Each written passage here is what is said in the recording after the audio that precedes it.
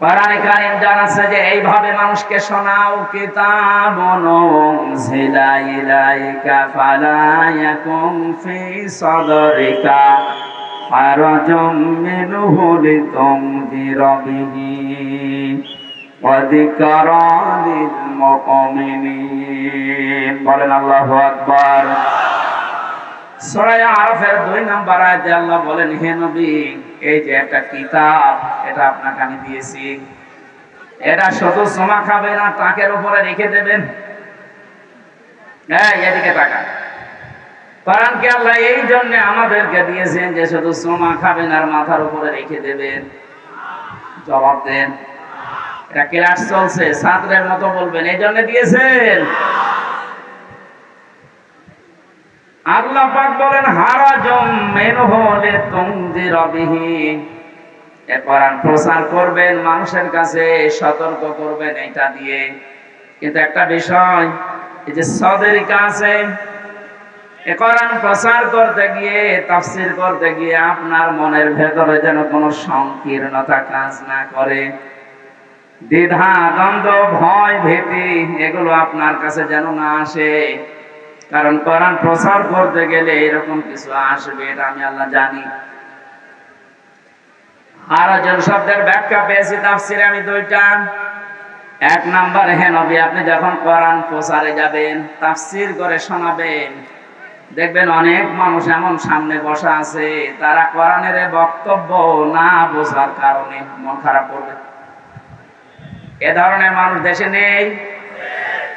আল্লাহ যেটা বোঝাতে চাই, হয়তো ওর মেধা ওইরকম নেই, ওর মাথায় ওইরকম ব্রেন নেই, ও না বুঝে আন্দাজে এক ধারণা করে হয় মন খারাপ করে, না চলে যায়।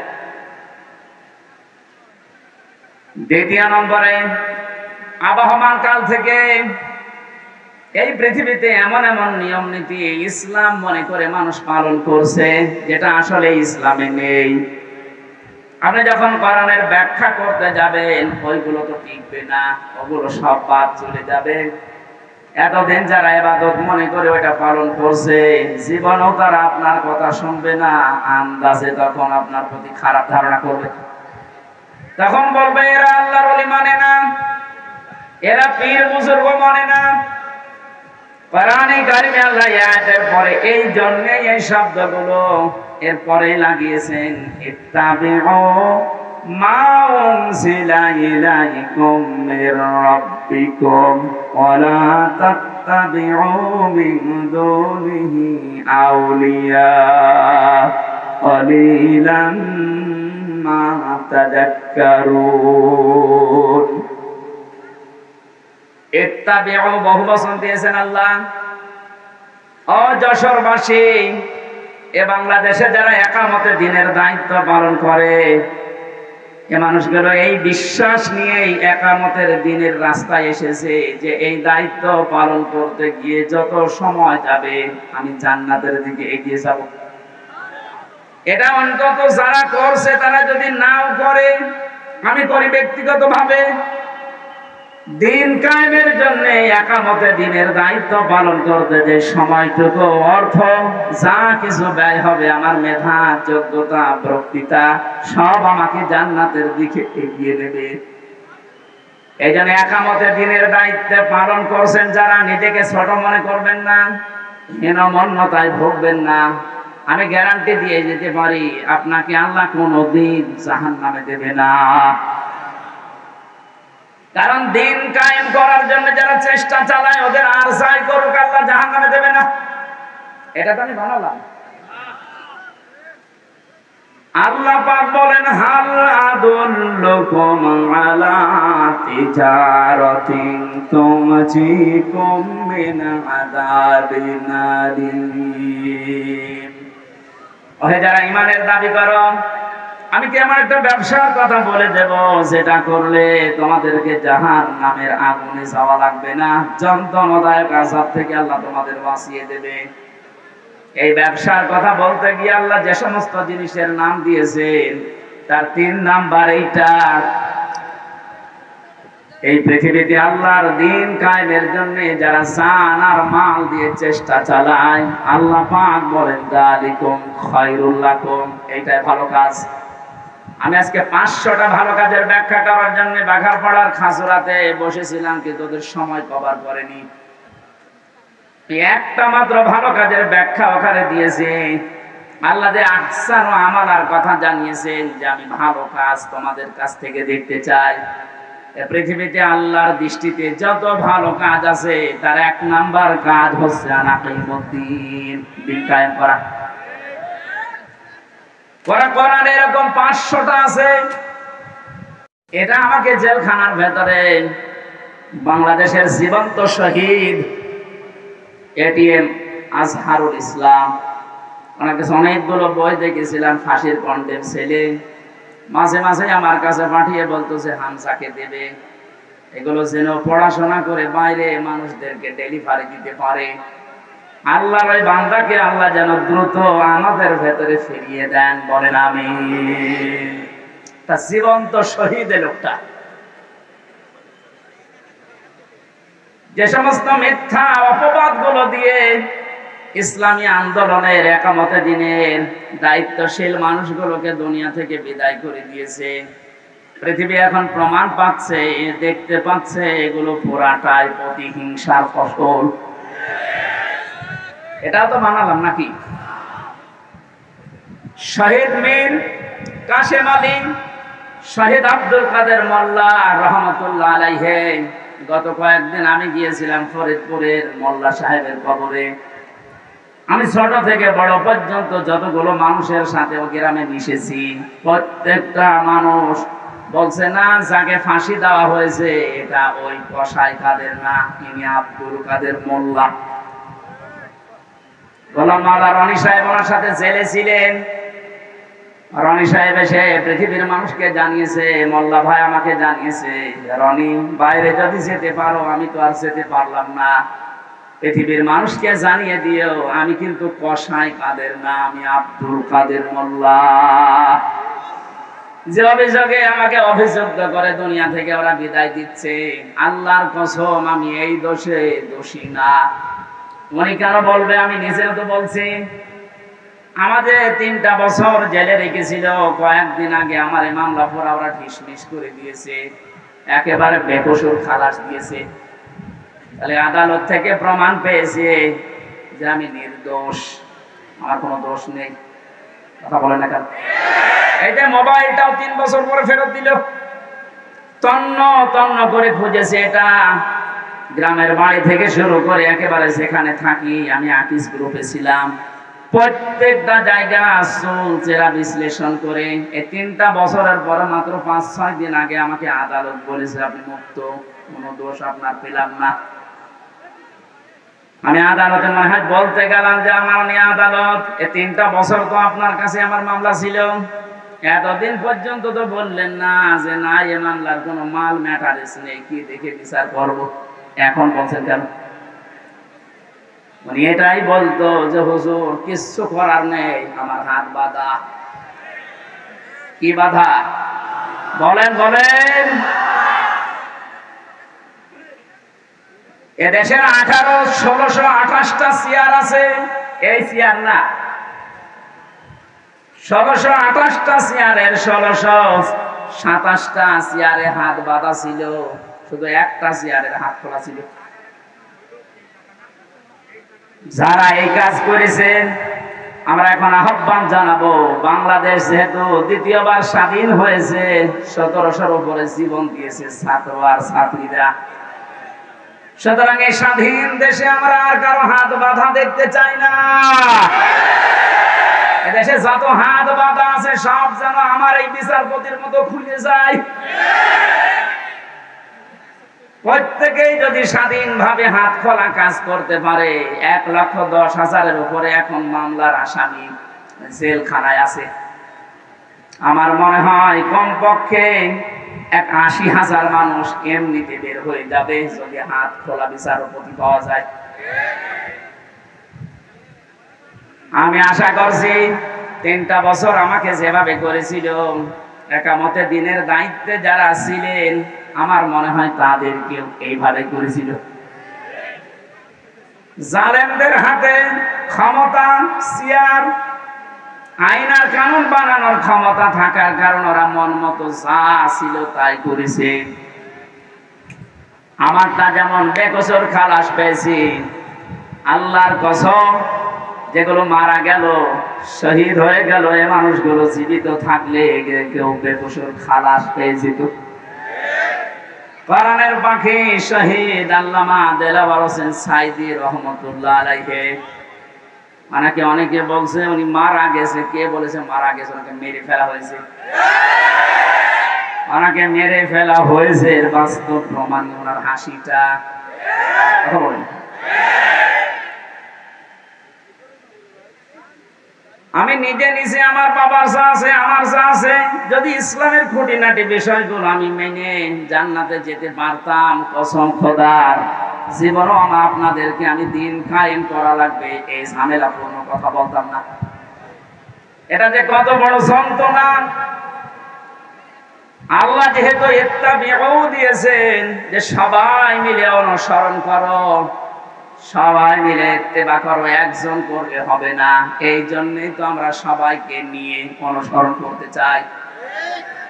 সুখবর একটা আছে, বাংলাদেশে ইসলামী দল যতগুলো আছে, প্রকাশ্য শিরক এবং বেদাত যারা করে এরা বাদ দিয়ে অন্তত আল্লাহ একজন আছে, কেবলাকে কেবলা বলে মানে, এইরকম কিছু নিয়ম নীতিতে যারা কাউকে শরীক করে না, কাউকে বিশ্বাস করে না, আল্লাহ বাদে, এই মানুষগুলো দেখলাম আজকে সব এক হওয়ার জন্য ঐক্যবদ্ধ হচ্ছে। জালেমরা তো পালিয়েছে, মুনাফিক যারা, এদের গায়ে অনেকের এখন আগুন লেগে গেছে, কারণ এরা চিন্তা করছে এভাবে যদি সব এক হয়ে যায়, আমরা 5 তারিখের পর থেকে যেভাবে শুরু করেছিলাম এই কাজও বন্ধ হয়ে যাবে। ওরা বুঝে ফেলেছে। এখানে আশা করছি যেভাবে এগিয়ে যাচ্ছে সবাই মিলে অনুসরণ করার জন্য ধর্ম বিষয়ক উপদেষ্টা যিনি আছে ডক্টর আফামা খালিদ হোসেন, আল্লাহ তার হায়াতে তাজ্জেবা সিহাতে কল্লিয়া বাড়িয়ে দেন, বলেন আমিন। ডক্টর চেষ্টা এবং ইখলাস যা দেখতে পাচ্ছি, আশা করছি ইসলামের সূর্য সামনে আমরা এদেশে দেখতে পাবো ইনশাআল্লাহ। এই জন্য যারা আছি আমরা ছোটখাটো বিষয় নিয়ে মত পার্থক্য বাদ দেওয়া লাগবে। একটা হোস্টেলে 100 জন খাবার খায়, সকালে নাস্তা, কলার পাউরুটি।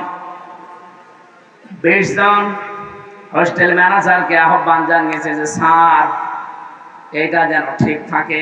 80 জন বলছে না, এটা আমরা আর খাবো না, নতুন মেনু আমাদেরকে দেন।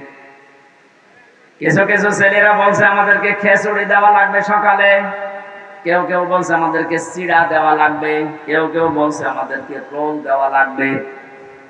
আর ওই যে 20 জন ওরা বলছে যা আছে ওইটাই আমরা চাই, কলা পাউরুটি। ম্যানেজার বলছে এভাবে হবে না, ভোট দেওয়া লাগবে, আমি তো একবারে পাল্টিয়ে দিতে পারি না। ভোট দেওয়ার পরে দেখা গেল ওই যে আগের যে 20 জন আছে, কলা আর পাউরুটি ওটা ঠিকই আছে। চিড়া যারা চেয়েছিল তারা 18 জন হয়েছে, 17 জন। যারা রোল চেয়েছে তারা 15 জন। এভাবে ভাগ ভাগ করতে করতে 20 পর্যন্ত আর চাইনি, আগে যা ছিল ওইটাই কায়েম হয়ে আছে। কি বসালাম বলেন তো?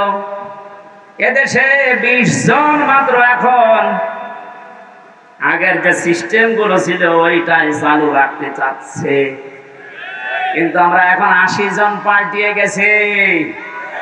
এই কথা বলছেন? আমরা এই 80 জন মিলে এখন যদি এই ছোটখাটো বিষয় নিয়ে মত পার্থক্য করি, কিয়ামতের আগে আমরা 20-এর উপরে যেতে পারবো না। এই জন্য সব বাদ দেওয়া লাগবে। কার কয় কলি টপি, কার লম্বা টপি, কার জব্বা, কার সিরা, কে হাত বাঁধে, কে মোনাজাত করে, এগুলো সব বাদ দেন। আল্লাহ একজন আছে, রাসূল আমার নেতা, এই বিশ্বাসে যারা বিশ্বাসী তারা আমরা এখন 80 জন। আরো জোরে। আমরা কোন বিষয় নিয়ে আর সামনে ঝামেলা যেন না করি। 80 জন যদি ঠিক থাকতে পারি, ভোট যদি 80টা এক জায়গায় পড়ে, ওরা তো 20 জন চালিয়ে আসছে আগে থেকে, কিয়ামত পর্যন্ত ওরা আর বাড়বে না, কারণ আমাদের বরদোয়া লেগে আছে।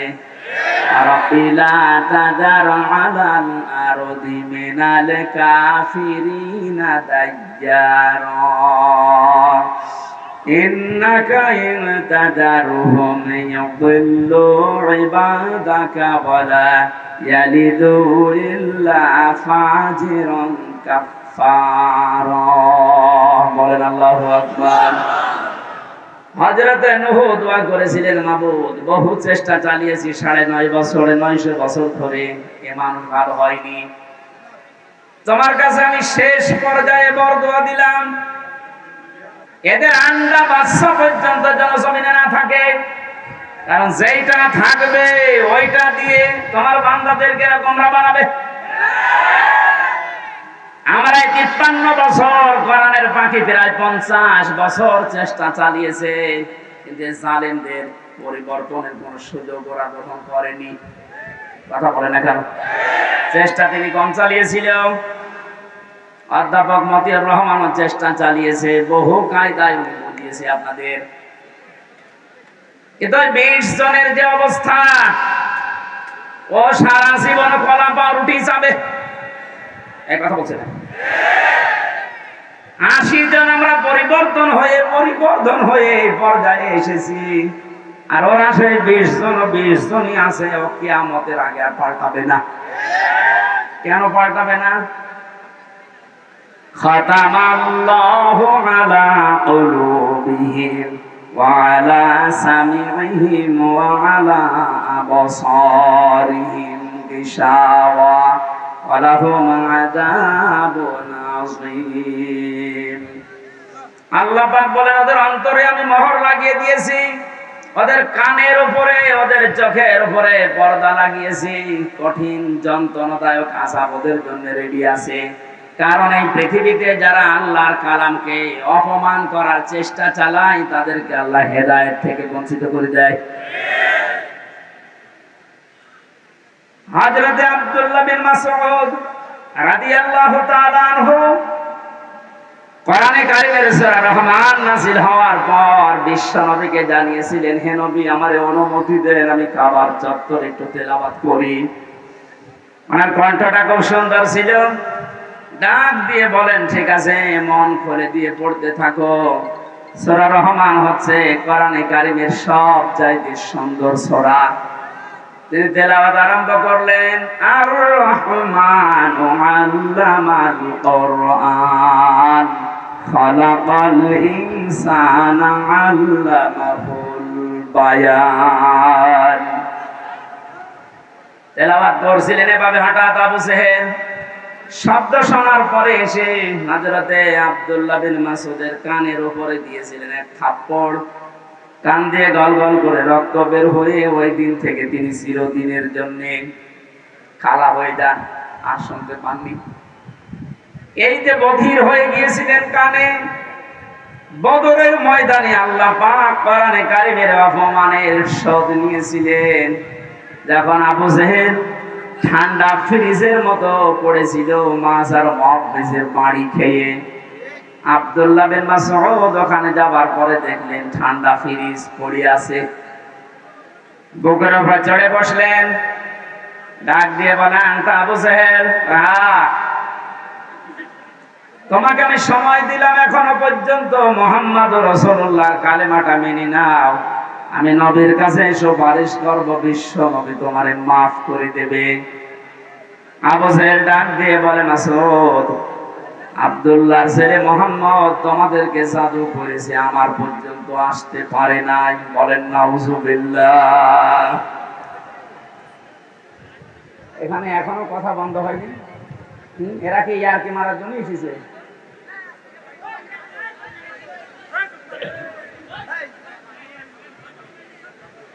আমার ভাইরা, হযরত আব্দুল্লাহ বিন মাসউদ দৌড় দিলেন নবীজির রওজার কাছে। তাবর ভেতরে দেখেন বিশ্ব নবী মুহাম্মদুর রাসূলুল্লাহ হাত তুলে মোনাজাতে লিপ্ত আছে।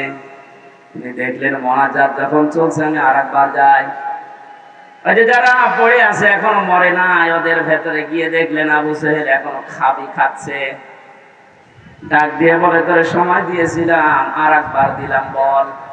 ও আবার একই কথা জানিয়েছে। তিনি আর একবার ঘোড়া দিয়ে এসে বললেন, বল।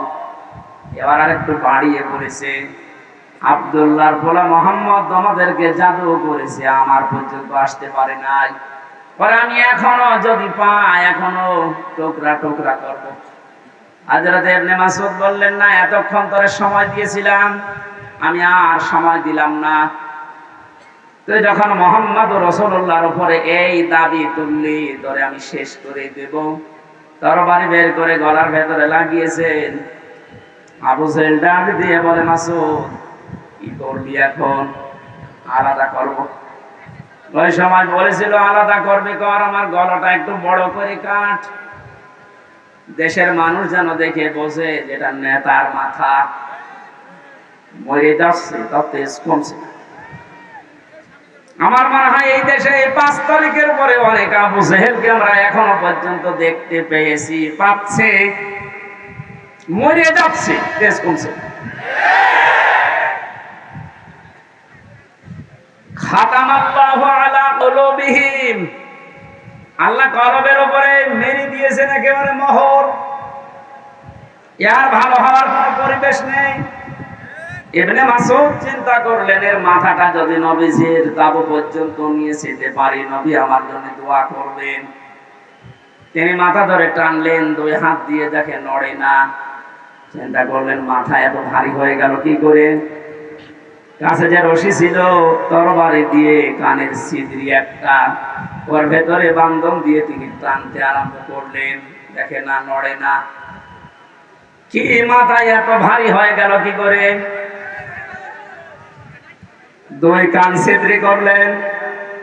2 কানের ভেতরে রশির অগ্রভাগ 2টাই ঢুকিয়ে যখন সুন্দর করে বাঁধন দিয়ে অপর ভাগ ধরে টান দেওয়া আরম্ভ করলেন, এবার মাথা নড়া আরম্ভ হয়েছে। চিন্তা করেন, এতক্ষণ পর্যন্ত মাথা টান দিয়েছি, নড়ে না, এখন নড়ছে কোন কারণে? আল্লাহ রাব্বুল আলামিন বোঝাতে চেয়েছে, মাসউদ, আমার কোরআন কাবার সামনে তেলাওয়াত করার কারণেই লোকটা তোর কানের উপরে থাপ্পড় দিয়ে একটা কান নষ্ট করে দিয়েছিল। আমি আল্লাহ আজকে তোর হাতে ওর 2টা কান নষ্ট করে দিয়ে প্রতিশোধ নিলাম। পরকালে কি করব এটা আমি আল্লাহ জানি। আমি যেটা বোঝাতে চাচ্ছিলাম, এই পৃথিবীর ময়দানে কোরআনে কারিমের গায়ে যারা হাত দেয়, অপমান করার চেষ্টা করে কোরআন কেন্দ্রিক কোন বিষয়ের সাথে, আল্লাহ পাক কিন্তু দুনিয়াতে তাদের শাস্তি দিয়ে দেখিয়েছেন। কমেল্লাই মন্দিরে যারা দেবতার পায়ের কাছে কোরআনে কারিম রেখেছিলেন, আজ কিন্তু ধরা পড়ে যাচ্ছে। 10 ছাপিয়েছে ইসলামী আন্দোলন যারা করে, একামতের দিন যে এরা করেছে, দুনিয়া উল্টিয়ে যাবে। কখনো একামতের দিনের কোন নেতা কর্মী দেবতার পায়ে কোরআন রাখবে আমি বিশ্বাস করি না। ওরা হেফাজত ইসলামের উপরে চাপাতে চেয়েছিল যে কোরআনেরা মে মাসের 5 তারিখে আগুন লাগিয়েছে। এটা এখন প্রমাণ হচ্ছে আগুন দিয়েছে কে? আপনাদেরকে হেদায়েত থেকে বঞ্চিত করে দিয়েছে আল্লাহ এমনিতেই না, প্রমাণ এইটাই। কারণ কোরআনের উপরে যারাই হাত দেয় তাদের কপাল আল্লাহ নষ্ট করে দেয়। আমার ভাইরা, আমরা সবাই মিলে অনুসরণ করব। কারণ হচ্ছে আমি একা একা অনুসরণ করার কথা আল্লাহ এখানে দেননি, বহু বচন দিয়েছেন। এখানে সবাইকে নিয়ে অনুসরণ করতে চাচ্ছি। কিন্তু যাদের কপালে কোরআনের কারণে মোহর মারা আছে, এই 20 জন কলা পাউরুটি যারা চেয়েছে, ও মরণ পর্যন্ত ওইটাই চাইবে। ওরা চাইতে থাক, আমরা তো এখন 80 কয়জন? 80 বলেন, বলেন আরো জোরে বলেন আরেকবার। 80 জন যদি এবার ভুল করেন, 20 কিন্তু আবার আসবে। ভুল করা যাবে? বলেন, একটু মিলিয়ে দেখেন তো কোথায় 80 আর কোথায় 20। এরপরও আমরা পারি না, কারণ আমরা কেউ 18, কেউ 17, কেউ 15, কেউ 14। আর ওরা যেহেতু আবহমান কাল থেকে আসতেছে ওই 20 আমরা আর এই 17, 18, 19-এ থাকবো না, আমরা এখন 80 হয়ে যাবো ইনশাআল্লাহ। সময় যেহেতু সামনে আসছে, আমরা 80 হব না 20 থাকবো ইনশাআল্লাহ। এটা করতে হলে সবাই মিলে আজ অনুসরণ করা লাগবে আল্লাহ যেটা দিয়েছে। তার নাম কি? বলেন বলেন। আল্লাহ পাক আয়াতের পরবর্তীতে জানিয়েছেন, ওয়ালা তাত্তাবিউ মিন দুনিহি আউলিয়া। কোরআন বাদ দিয়ে পৃথিবীর কোন ওলি আল্লাহর অনুসরণ করার দরকার নেই। প্রশ্ন আসতে পারে, আল্লাহ কি তার ওলিদের বিরুদ্ধে? না। সূরা ইউনূসের 62 নম্বর আয়াত, 11 নম্বর পারার 15 নম্বর পৃষ্ঠার প্রথম নম্বর লাইনে আছে, আলা ইন্না আউলিয়া আল্লাহি লা খাউফুন আলাইহিম ওয়া লা হুম ইয়াহজানুন। আল্লাহ পাক বলেন, কোনো ভয় নেই, কোনো চিন্তা নেই আমার ওলি যারা, তাদের কোনো ভয় চিন্তা নেই। তাদেরকে সতর্ক করলাম, সুসংবাদ জানালাম, এদের ব্যাপারে তোমরা সাবধান থাকবা, এদের ভয় চিন্তা নেই। অথচ সূরা আরাফের 3 নম্বর আয়াতে বললেন কোনো অনুসরণ করার দরকার নেই। ওই আয়াতের সাথে আয়াতের কোনো মিল পাচ্ছি না। তাহলে আল্লাহর কথা চাচা এরশাদের মতো সকালে একটা বিকালে একটা,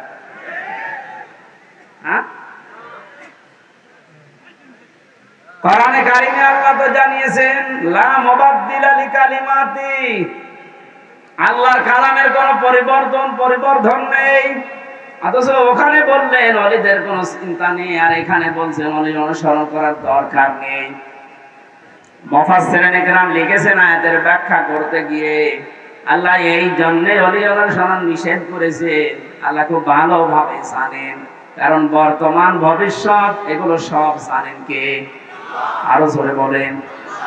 সব যেহেতু তার নিজের জ্ঞানে আছে, উনি আগে জানতেন যে ভবিষ্যতে কিয়ামত পর্যন্ত আমার এমন বান্দা বান্দি দুনিয়ায় আসবে, আর আমি আল্লাহর চাইতে ওদের আব্বাকে বড় মনে করবে।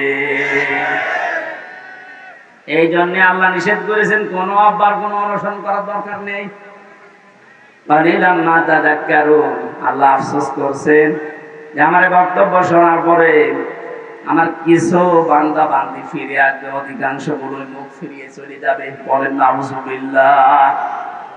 এখানে কোরআন উপস্থাপনের যে ধরন আমরা শিখেছি আল্লাহর কাছ থেকে, আপনি হয়তো না বোঝার কারণে মন খারাপ করতে পারেন। 2 নম্বরে আল্লাহ যেটা জানাতে চেয়েছে ওটা আবহমান কাল থেকে আসতেছে, আল্লাহর বক্তব্যের সাথে মিলছে না।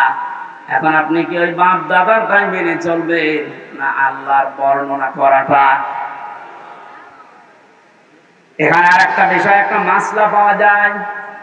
আজ যারা অন্ধ অনুসরণ করে ইসলামকে, দ্বীনকে মানার চেষ্টা চালাচ্ছেন, এদেশে আছে। এই কারণে বলছি, পৃথিবীতে শুধু মুহাম্মদুর রাসূলুল্লাহ সাল্লাল্লাহু আলাইহি ওয়াসাল্লামকে বাদ দিয়ে কাউকে অন্ধ অনুসরণ করা জায়েজ নেই।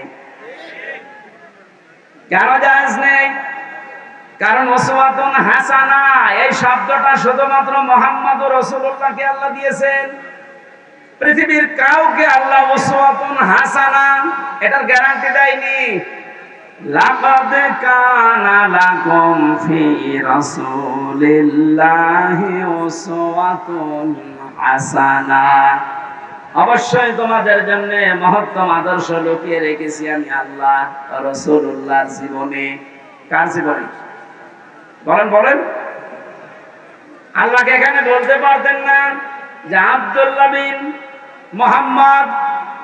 মুহাম্মদ ইবনে আব্দুল্লাহ, তার জীবনের ভেতরে আমি লুকিয়ে রেখেছি। তার নাম তো আল্লাহ জানতেন, কেন তার নামটা এখানে উচ্চারণ না করে রাসূলুল্লাহ দিলেন? কারণ তিনি মুহাম্মদুর রাসূলুল্লাহ এই শব্দটা পেয়েছিলেন নবী হওয়ার পর থেকে। 40 বছরের আগ পর্যন্ত মানুষ তাকে আরব জাহানে বলতো আব্দুল্লাহ বিন মুহাম্মদ। আর 40 বছরে যখন তিনি কোরআন পেয়েছেন তখন শুধু আব্দুল্লাহ বিন মুহাম্মদ না, হয়ে গেছে রাসূলুল্লাহ।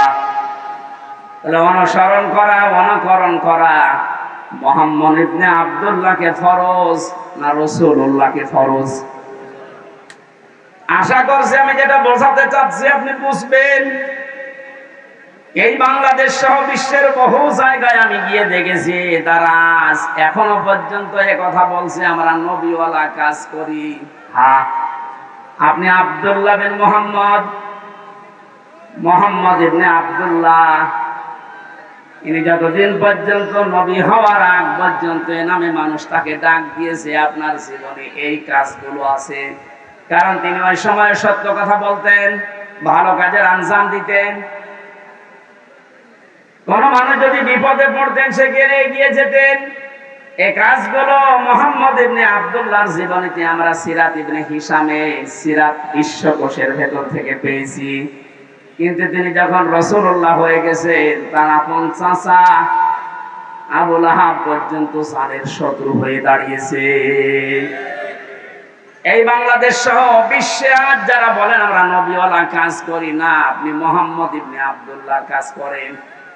রাসূলুল্লাহ নবীওয়ালা কাজ যদি কেউ দাবি করে, উনি যেমন রাসূল হওয়ার পর থেকে 63 বছর, এই 23 বছরে 82 বার টার্গেট হয়েছিলেন ইহুদিদের, আপনি অন্তত 82 বার না হলেও 2 বার তো হবে।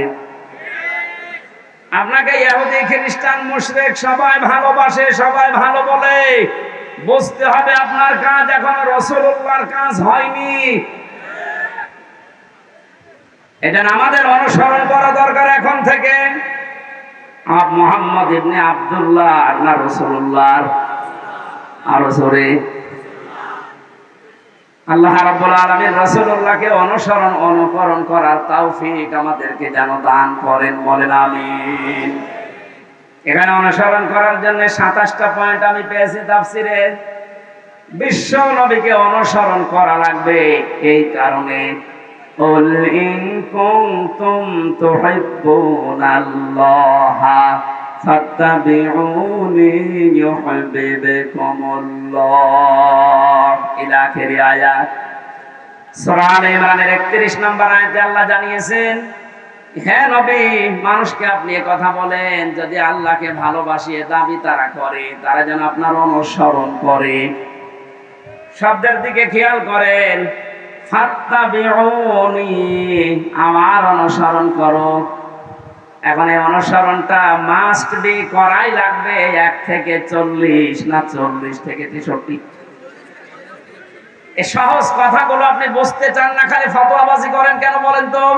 1 থেকে 40 বছর পর্যন্ত এই পৃথিবীতে কেউ যদি মুহাম্মদ ইবনে আব্দুল্লাহকে না মানে, অনুসরণ না করে, সে জান্নাতে যাবে না। একটা হাদিস দেখায়, কোরআনে একটা আয়াত বলেন, কিন্তু মুহাম্মদ ইবনে বছরের 1 সেকেন্ডও যদি কেউ না মানে সে কাফের। ফতোয়া নতুন করে বানানো লাগবে? আল্লাহর কোরআন জানিয়েছে রাসূলুল্লাহকে অনুসরণ করা মাস্ট বি, ফরজ। ওমা আতাকুমুর রাসূল, আল্লাহ কিন্তু ওমা আতাকুম মুহাম্মদ ইবনে আব্দুল্লাহ দেননি। শব্দগুলো একটু খেয়াল করে পড়তে পারেন না? তোমাদের কাছে রাসূল যা নিয়ে এসেছে ফাখুযুহু, ওটা আঁকড়িয়ে ধরো। ওমা নাহাকুম আনহু ফান্তাহু, এটা আনহু মারজায় রাসূলুল্লাহর দিকে। তোমাদেরকে রাসূলুল্লাহ যা নিষেধ করে ওইগুলো ছেড়ে দাও। আত্তাকুল্লাহ, আল্লাহকে ভয় করো। ইন্নাল্লাহা শাদীদুল ইকাব, অবশ্যই আল্লাহর আযাব বড় কঠিন। এবার আসেন তো আয়াতের মূল শিক্ষায়। বিশ্ব নবী মুহাম্মদ রাসূলুল্লাহ আমরা সবাই স্বীকার করে নিচ্ছি যে উনি হয়েছিলেন 40 বছরে, না জন্মের পরে? আরো জোরে বলেন। ওনাকে অনুসরণ করা লাগবে কি মুহাম্মদ ইবনে আব্দুল্লাহ হিসাবে না রাসূলুল্লাহ হিসাবে? রাসূলুল্লাহ হিসাবে অনুসরণ করলে এখানে ফাত্তাবিউনি দিয়েছেন। আল্লাহকে ভালোবাসিয়ে দাবি যদি করে থাকো, এখানে ইহুদি খ্রিস্টান বৌদ্ধ 4500 ধর্মের লোকেরা আছে, প্রত্যেকেই তার দেবতা বলেন, ভগবান বলেন, গড বলেন, যাই বলেন, সবাই কিন্তু বোঝাতে চায় কাকে? বলেন বলেন। কিছু রূপক জিনিস হয়তো তারা বানায়, কিন্তু আসল কিন্তু আল্লাহ। আপনি হিন্দুদের বিপদে পড়লে দেখবেন রূপক যে 12 মাসে তার পূজা করে, 33 কোটি দেবতা ওদের, একটা রূপক পূর্ণ বিশ্বাস ওদের নেই। ওদের বিশ্বাসও একজন আছে। আমার তো অনুষ্ঠানগুলো ভারতে বেশি থাকতো আগে, 17, 18, 19 সালে আমি ভারতেই বেশি ছিলাম। দেখেছি ওই সমস্ত জায়গায় বিপদে পড়লে হিন্দু ড্রাইভার আমার যে চালিয়ে নিয়ে যেত কলকাতায়, ও বেটা হিন্দু মানুষ, ভগবানকে ডাকা বাদ দিয়ে বিপদে পড়লে, চরম বৃষ্টি যখন, তখন বলছে উপরওয়ালা একজন আছে। আমার বাস্তব জীবনে আমি দেখেছিলাম চরমনায়, বরিশালে যখন ছোটবেলায় যেতাম, ওই সময় তো ব্রিজ ছিল না, নৌকায় যাওয়া লাগতো, লঞ্চে যাওয়া লাগতো। একবার ওঠার পরে দেখে বিশাল ঝড় উঠেছে। আমরা যারা মুসলমান পড়ছি লা ইলাহা ইল্লাল্লাহ, লা ইলাহা ইল্লা আনতা সুবহানাকা ইন্নী কুনতু মিনাজ জালিমিন। সামনে দেখলাম দাদা আর দাদি বসে আছে হিন্দু, ওরা পড়ছে লা ইলাহা ইল্লাল্লাহ। বললাম দাদা, চেহারা দেখে মনে হচ্ছে অন্য ধর্মের, মুসলমান হয়েছেন কবে? বলছে না, মুসলমান হয়নি, কালেমা পড়লেন। যে ঝড় উঠেছে ও কালী দুর্গার কাজ না, আল্লাহ লাগবে। ওরাও জানে যে একজন আছে, কথা বলেন ঠিক কিনা? যে যে ধর্মে তার নতুন নতুন রূপক অর্থে বানিয়ে নিয়েছে, কিন্তু আসল একজন আছে, এ কথা সবাই যেহেতু বলছে, আল্লাহ এই কথাই জানাতে চাচ্ছেন, তোমরা যারা বলো আল্লাহ তোমাকে ভালোবাসে, তোমাকে আমরা মহব্বত করি, আল্লাহ বলছেন এই কথার দাবি পূরণ করার জন্য ফাত্তাবিউনি, আমার রাসূলের অনুসরণ করা লাগবে। কি করা লাগবে? এবার আমার প্রশ্ন, এখানে যারা জ্ঞানী মানুষ তাদের কাছে, এই অনুসরণ কি আংশিক না পূর্ণাঙ্গ? আরো জোরে বলেন। আজ এই বাংলাদেশ সহ বিশ্বের বহু মুসলমানেরা, আমি যে সিঙ্গাপুর, মালয়েশিয়া কয়েকটা রাষ্ট্র ঘুরে আসলাম এই 15-20 দিন আগ থেকে, বাস্তবতা দেখেছি হাজার হাজার লক্ষ লক্ষ আমাদের মতো মুসলমান আংশিক কিছু মানা, কিছু অনুসরণের মাধ্যমে ওরা মনে করছে আমরা নাজাত পেয়ে যাব। অথচ ফাত্তাবিউনি, আমার অনুসরণ করো। আমরা সবাই স্বীকার করছি অনুসরণ আংশিক না, এটা পূর্ণাঙ্গ। নাকি আংশিক?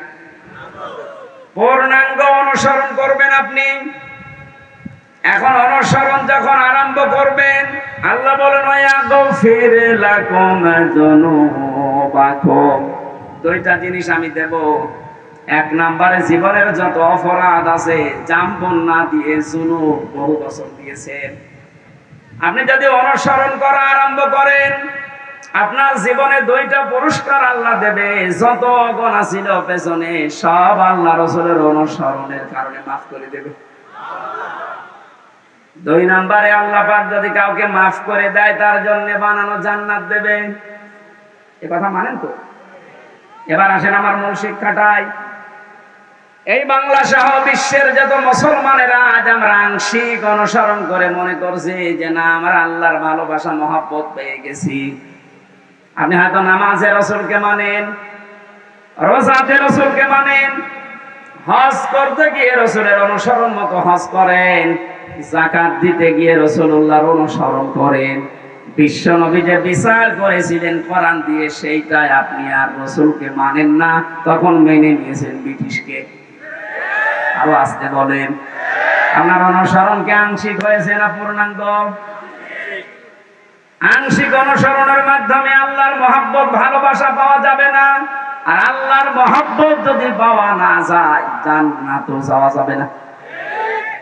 কারণ আল্লাহ ইউহিব্বুকুমুল্লাহ দিয়েছেন, এটা মজারে বর্তমান, ভবিষ্যৎ, প্রেজেন্ট, ফিউচার। কোন মানুষ যখন পূর্ণাঙ্গ অনুসরণের জন্য সিদ্ধান্ত নিয়ে লেগে পড়বে, আল্লাহ পাক বলেন আমিও তাকে ভালোবাসা শুরু করব।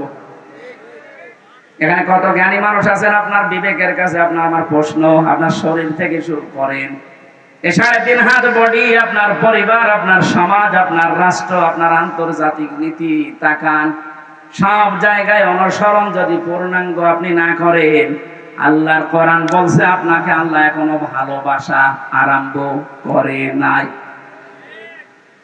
তাহলে এই আয়াত অনুযায়ী বাংলাদেশে হাজার হাজার পীর আল্লাহর ভালোবাসা এখনো পায়নি। বেশি বলে ফেললাম। আশা করছি আমি যেটা বোঝাতে চেয়েছি এখন থেকে আর অপূর্ণাঙ্গ না, আমরা পূর্ণাঙ্গ অনুসরণ করতে চাই রাসূলুল্লাহকে। আজকের আমার তেলাওয়াত কিন্তু আয়াত ওইটাই, সূরা ইউনূস 25 নম্বর আয়াত, কোরআনে কারীমের 10 নম্বর সূরা, এটা 11টা রুকু আছে, 109টা আয়াত আছে, মক্কায় নাযিল হয়েছে। একটা আয়াত আর একটা আয়াতের আংশিক পড়েছি। আল্লাহ রাব্বুল আলামিনও জানিয়েছেন। এবার আমি তাফসীর আকারে শুরু করছি, জবান খুলে পড়েন। আউযু বিল্লাহি মিনাশ শাইতানির রাজীম, বিসমিল্লাহির রহমানির রহিম।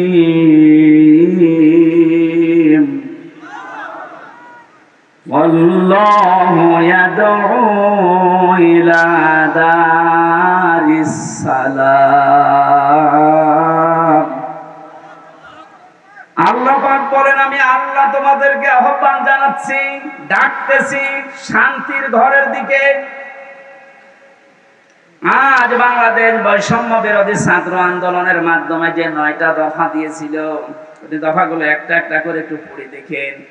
আমি তো মিলিয়ে দেখেছি এদের বাস্তব প্রতিফলন ওই 9টা।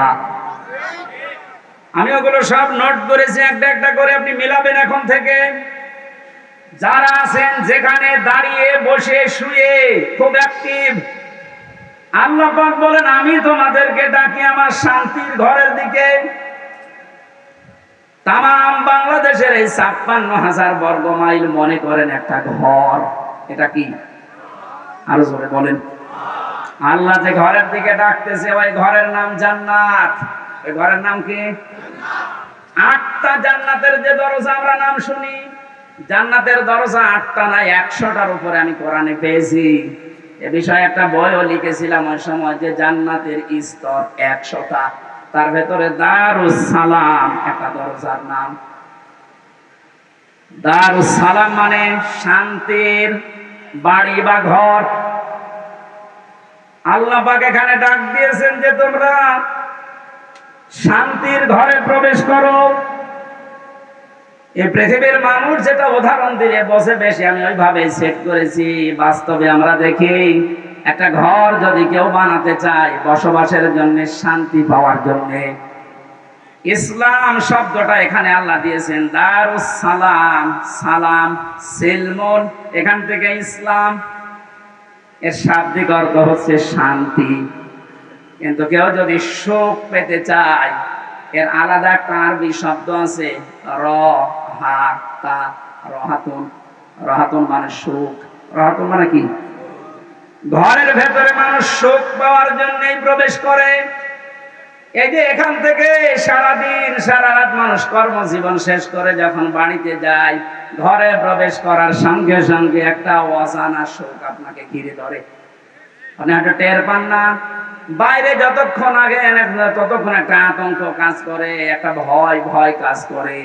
অথচ ঘরের ভেতরে 4 দেওয়াল দিয়ে যেটা আটকানো, কি আছে ওর ভেতরে, ওখানে গেলে একটা আলাদা শান্তি, ওই ভয়টা আল্লাহ দূর করে দেয়। কথা বলেন ঠিক কিনা?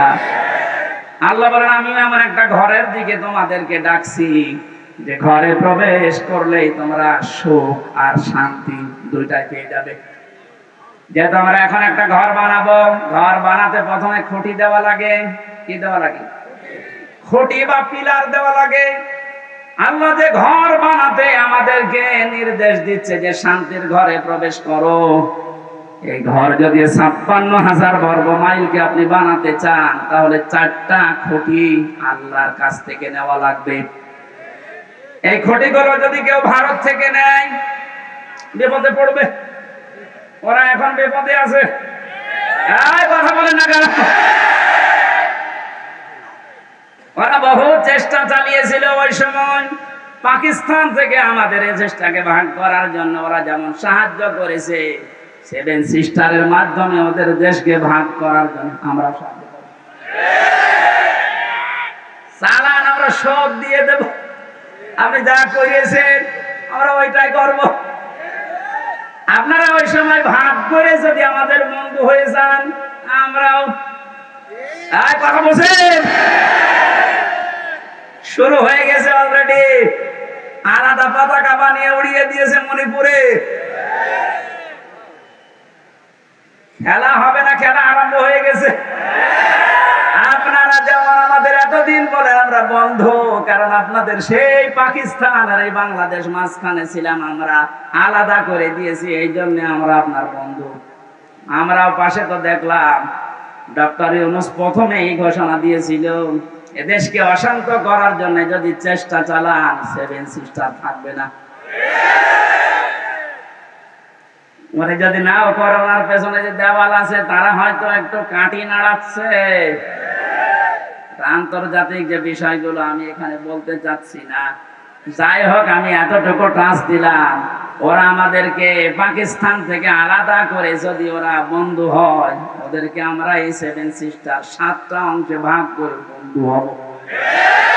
আমরা তো ওরা একটা করেছিল, আমরা 7টা করে দিচ্ছি, আমরা আরো বড় বন্ধু না?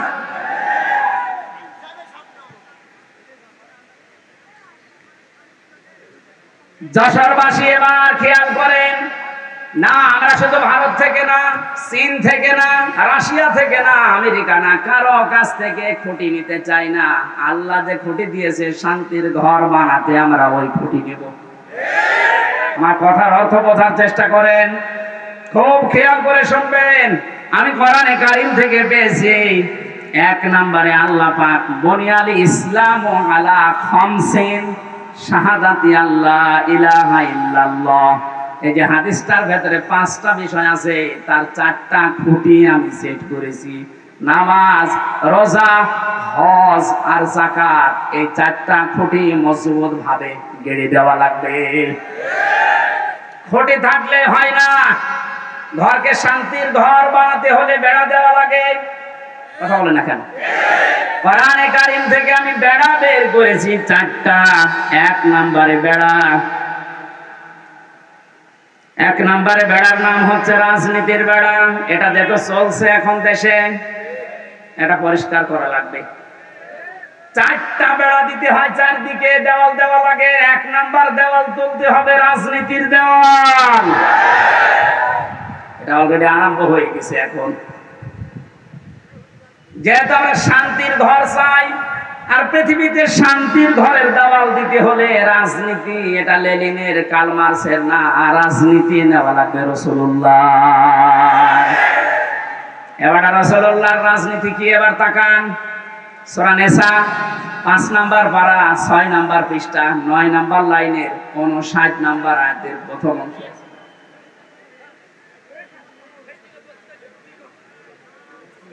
শেষ করে দেব না? ওই লোকটাকে তুলে আমার চেয়ারে বসে।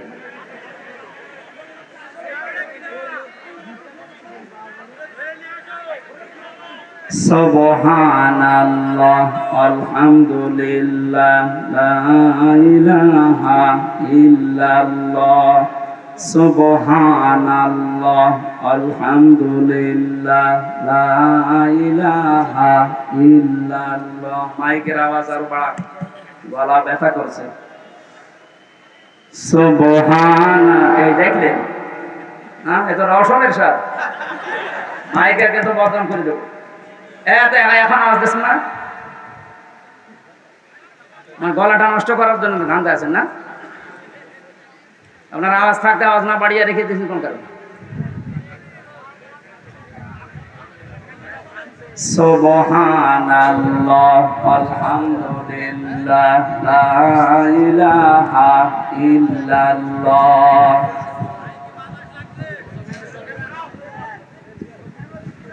ফ্যানটা একটু সাইড করে থাক।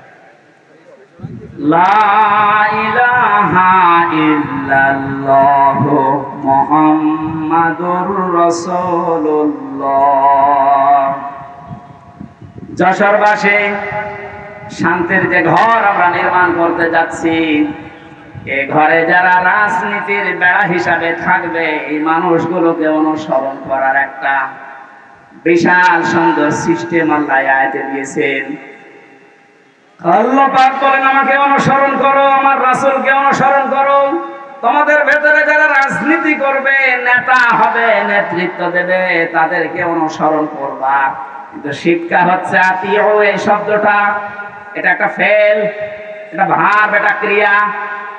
এটা আল্লাহ নিজের নামে আর রাসূলের নামে দিয়েছেন, কিন্তু উলিল আমর যারা রাজনীতি করবে, নেতৃত্ব দেবে, নেতা হবে, তাদের আগে দেননি। ও বাংলার মুসলমানেরা, এমন একটা ঘর যেহেতু আমরা নির্মাণ করতে যাচ্ছি, যে ঘরে প্রবেশ করলে কোনো ভয় থাকবে না, কোনো চিন্তা থাকবে না। বলেন বলেন, এমন একটা ঘরে আমরা যেতে প্রবেশ করতে ইচ্ছা করছি বা প্রবেশ করব বলে আশা করছি, যে ঘরের ভেতরে, ঘরের এরিয়াতে গেলে কোনো চিন্তায় থাকবে না। ঘরের পাশে যে যদি ছিনতাইকারী ধরে, ঘরের ভেতরে যারা বসবাস করছে, ওরা দা নিয়ে, খন্তা নিয়ে, বটি নিয়ে, কথা বুঝতেছে, বাড়ির ভেতর থেকে এসে ছিনতাইকারীকে এই ঝিনাইদহ সাবেক এমপির মতো টুকরা টুকরা করে ফেলবে। আমার মনে হচ্ছে এরা না বুঝে চিল্লাচ্ছে না, আমি জানি আপনারা বুঝে ফেলেছেন। শান্তির যে ঘর আমরা বানাতে যাচ্ছি, যা প্রবেশ করতে যাচ্ছি, যে সিস্টেম গুলো দিয়ে রাজনীতির এই বেড়া দেওয়ার জন্য, দেওয়াল দেওয়ার জন্য, আমাদের সামনে যারা আসবে রাজনীতি করতে, এই বেড়া দেওয়ার আগে দেখতে হবে আল্লাহ রাসূলকে মেনে চলে কিনা। এই জন্য আতিউটা আল্লাহ উলিল আমর রাজনীতি নেতাদের আগে দেননি। এখন থেকে সিদ্ধান্ত নিয়ে বাড়ি যাবেন আজকে। এই বেড়াটা যেহেতু সামনে দেওয়া লাগবে শান্তির ঘরে, সুতরাং আল্লাহ রাসূলকে যদি আমার বাবা হয়েও মেনে না চলে, ওই বাবাকে আমি ভোট দেব না। আমার আত্মীয় না, দূরের মানুষ, ও যদি আল্লাহ রাসূলকে মেনে চলে, ওর দ্বারা দুনিয়া এবং আখিরাতে আমার কাজ হবে। এটা কাজ হবে ওর দ্বারা, এটা আমি বানালাম। বলেন, সূরা নিসা 5 নাম্বার পারা 10 নাম্বার পৃষ্ঠার 12 নাম্বার লাইনের 85 নাম্বার আয়াতে আছে, মাইয়াশ ফা'শাফা'আতান হাসানাতাই ইয়াকুল্লাহু নাসীবুম মিনহা ইলা আখির আয়াত। দলিলগুলো লম্বা করছি না, গরমে আমার ভেতরে ঘেমে যাচ্ছে, জন্য তাড়াতাড়ি করছি। দুনিয়ায় যারা একটা ভালো কাজে সুপারিশ করবে, ভোট দেবে, রায় দেবে, সমর্থন জানাবে, ওই লোকটা চেয়ার পাওয়ার পরে যে ভালো কাজ করে সওয়াব পাবে, আপনি শুধু এই রায় দেওয়ার কারণে একই সওয়াব পাবেন। যেই লোকটা এই কাজ করে আমাকে উপকার করছে দুনিয়া এবং আখিরাতে, সে যদি আমার দোলা ভাই না হয়, আমার বাবা না হয়, ও যদি আল্লাহ রাসূলকে মেনে চলতে পারে, ওকে আমি সমর্থন জানাবো, সাপোর্ট করব, সুপারিশ করব। কারা এই মতের সাথে রাজি আছেন দেখে লিল্লাহে তাকবীর।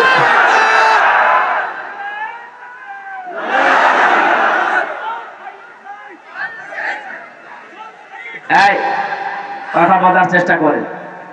আমি এখন যেটা বললাম এটা তো রাজনীতি হয়ে গেল না? না, এটা যদি রাজনীতি মনে হয় তাহলে সূরা নিসার 59 নাম্বার আয়াত কেটে আপনি বাদ দিয়ে দেবেন। আমি ব্যাখ্যা এইভাবেই পড়েছি, মারিফুল কোরআন নিয়ে আসেন, ওখানে ভয়ঙ্কর ট লেখা আছে। আমানাত বহুবচনের শব্দের ব্যাখ্যায় ভোট, রায়, সমর্থন, সুপারিশ, এগুলো লেখা আছে। আপনি তাফসীর মাহফিল লিখে দিয়েছেন, আমি শব্দের ব্যাখ্যায় যদি ওই শব্দগুলো না বলি, শুধু আমানত বলি, আপনি তো বুঝবেন না। আর আপনি যদি বোঝেন না বোঝেন, ভান করে থাকবেন। এখন আর ভান করার অভ্যাস আছে না, 5 তারিখের আগে ছিল। এখন আর ভান করার অভ্যাস নেই, যা পড়ি ওইটাই বলি ইনশাআল্লাহ। আগে তো এই যশোরে যাওয়ার জন্য সেই কুষ্টিয়া ঘুরে আসতাম, এখন একেবারে সরাসরি চূড়ামন কাঠি দিও। রাজনীতির বেড়াটা ঠিক করবেন আশা করছি। 2 নম্বরে বেড়ার নাম পেয়েছি আমি সমাজনীতি, 3 নম্বরে পরিবার নীতি, 4 নম্বরে আন্তর্জাতিক যে নীতিটা আছে এটা। এবার আমি 3টা বেড়ার কথা বললাম। পারিবারিক নীতির যে বেড়া আমি ব্যাখ্যায় যাব। আর কয়েকটা জিনিস লাগে ঘর বানাতে। আমরা দেখি শুধু বেড়া দিলে ঘর হবে না, ছাউনি দেওয়া লাগবে, চাল দেওয়া লাগবে, ছাদ দেওয়া লাগবে। গ্রাম্য মানুষ যারা ঘর বানায় 4 চালা ঘর, এদিকে একটা, এদিকে একটা, ওইদিকে একটা, এইদিকে একটা, চাল লাগে কয়টা? আমি কোরআনে কারিম থেকে 4টা চাল বানিয়েছি। 1 নম্বরে ইমানের চাল। যদি কেউ শুধু ছাদ দিতে চায়, পুরা ইমানটা দিয়ে ঢেকে দিলেই সম্ভব, আর অসুবিধা নেই। যদি 4টা চাল কেউ দিতে চায়, কোরআন জানিয়েছে সৎকর্মের চাল দেওয়া লাগবে, যুদ্ধনীতির চাল দেওয়া লাগবে, সমাজনীতির চাল দেওয়া লাগবে। এই চালগুলো যদি একটা একটা করে কোরআন যেভাবে দিতে জানিয়েছে ওইভাবে আমরা দিতে পারি। শুধু চাল দিলেই হবে না, ঘরে প্রবেশ করার জন্য একটা দরজা লাগবে। আল্লাহ পাক যে দরজার ঘোষণা দিয়েছেন কোরআনে, লা ইলাহা ইল্লাল্লাহু মুহাম্মাদুর রাসূলুল্লাহ। আল্লাহর এই শান্তির ঘরে যদি কেউ প্রবেশ করতে চান, তাহলে এই কালেমা পড়ে এই দরজা দিয়ে প্রবেশ করা লাগবে। গত পরশুদিন আমার চুয়াডাঙ্গা ছিল, স্বামী স্ত্রী 2 জন এই দরজা দিয়ে অলরেডি প্রবেশ করেছে। এর কয়েকদিন আগে ছিল গাইবান্ধা, সরঞ্জিত নাকি নাম যেন, এই লোকটা এই দরজা দিয়ে আল্লাহর এই শান্তির ঘরে অলরেডি প্রবেশ করেছে। প্রতিদিন প্রতিনিয়ত আজকেও দেখলাম 26 জন আল্লাহর এই কালেমা পড়ে এই দরজা দিয়ে অলরেডি শান্তির ঘরে ঢুকে পড়েছে। আমরা তো আগে থেকেই ঢুকে বসে আছি। তাহলে আল্লাহ যে ঘর বানাতে বললেন, এই ঘরের দরজার নাম কালেমা। নাম কি? জবান খুলে একবার পড়েন, লা ইলাহা।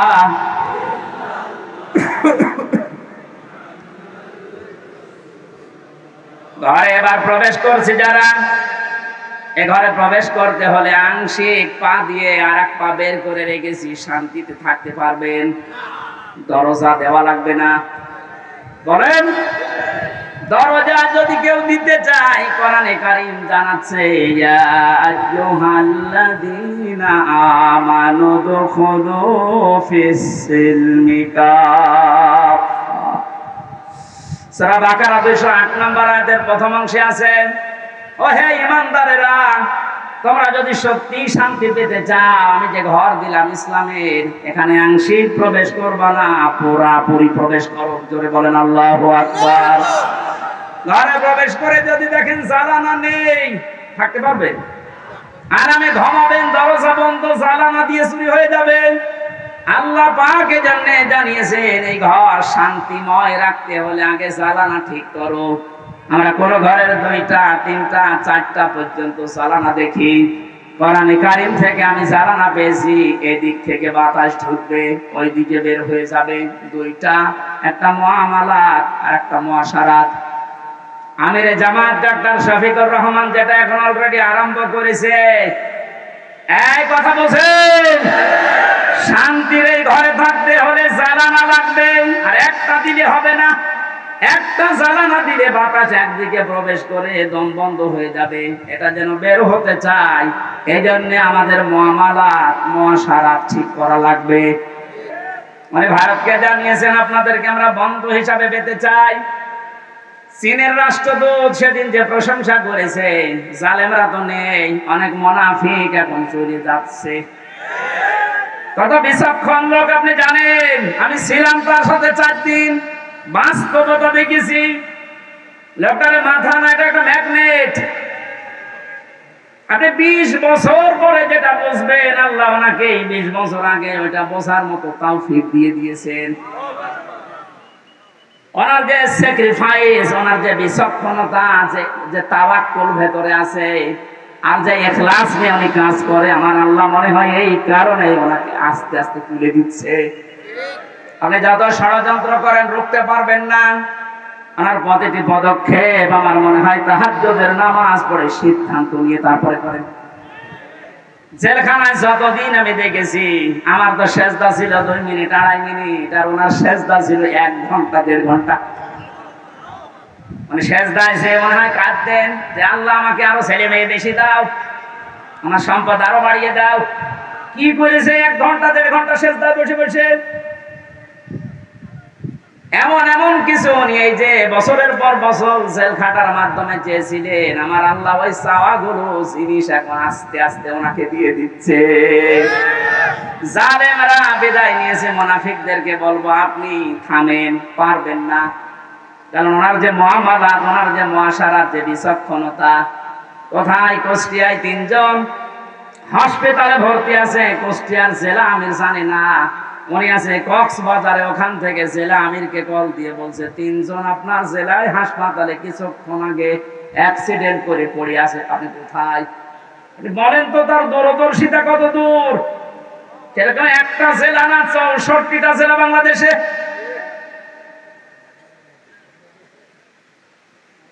শুধুমাত্র জ্বালানো দিলেই হবে না, আন্তর্জাতিক যে জ্বালানোগুলো আছে উনি ঠিক করার জন্য চেষ্টা চালাচ্ছে। আল্লাহ যেন ওনাকে নিজের কুদরত দিয়ে পরিচালিত করেন, বলেন আমিন। শুধু জ্বালানা থাকলেও ঘর ঠিক থাকে না, ভেন্টিলেটর লাগে। কথা বলছেন এখন? ভেন্টিলেটর লাগবে না আলো বাতাস প্রবেশ করার জন্য, ডিশের তার লাগানো লাগবে না, বিদ্যুতের তার লাগানো লাগবে, ওয়াইফাই তার লাগাবেন, নাই তো আপনি আন্তর্জাতিক বিশ্ব নিয়ে খেলবেন কি করে। ভেন্টিলেটর লাগবে কমপক্ষে 2টা 4টা। আল্লাহ রাব্বুল আলামিন কোরআনে কারিমে এমন সুন্দর সুন্দর ভেন্টিলেটর দিয়েছেন। সূরা আলে ইমরানের 85 নম্বর আয়াতে আছে, সূরা আলে ইমরানের 83 নম্বর আয়াতে আছে, সূরা আলে ইমরানের 19 নম্বর আয়াতে আছে। সুবহানাল্লাহ বলতে পারেন না? আমার গলা ব্যথা করছে, এইজন্য দলিলগুলো শুধু নাম বলছি। এভাবে যদি ঘর আমরা একটার পরে একটা পয়েন্টে যে সাজালাম, এগুলো একটা করে এখন ব্যাখ্যা আরম্ভ করব। আমার যে প্রথম ঘরের খুঁটির পরে যে চাল আমরা দিয়েছিলাম, নামাজের ব্যাখ্যা, রোজার ব্যাখ্যা, হজের ব্যাখ্যা, যাকাতের ব্যাখ্যা, একটা একটা করে খুঁটির ব্যাখ্যা দিলে এরকম 4 দিন লাগবে। আপনারা এগুলো কম বেশি জানেন, এই জন্য এই খুঁটিগুলো আমার বলার দরকার নেই। কয়েকটা সালের কথা, কয়েকটা বেড়ার কথা, দেওয়ালের কথা আমি বলছিলাম। তার ভেতরে একটা রাজনীতির বেড়া আমরা ঠিক করব তো ইনশাআল্লাহ। বাস্তবে যে দেখবেন আল্লাহ রাসূলকে মানি না, ও আমার পীর হলেও মানি না, আমার বাবা হলেও মানি না, আমার ভাই হলেও মানি না। আল্লাহ রাসূলকে মেনে চলে ও যদি এখানে বাড়ি না, আমার আত্মীয় না, কারণ এই বেড়া আমার দেওয়া লাগবে। এরপরের বেড়ার নাম পারিবারিক জীবনের বেড়া। এ বেড়ায় হাজারো মানুষের আমাদের ঠিক নেই, এখানে অনেক আলেম পর্যন্ত আছে। আমি বাস্তবে দেখেছি তাদেরও পরিবারে খাস পর্দা হয় না। আমি শপথ নেওয়ার জন্য গত 8 তারিখে 8 দিন আগে আমির জামাত এসেছিল কুষ্টিয়ায়, আমার ডেট ছিল ওই দিন।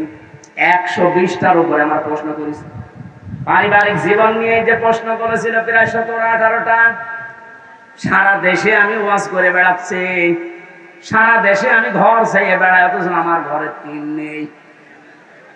আমার যেগুলো প্রশ্ন করেছে মিথ্যা তো বলা যাবে না, বাস্তবে একেবারে সত্য সত্য মিলিয়ে দেখলাম না, মিলছে না।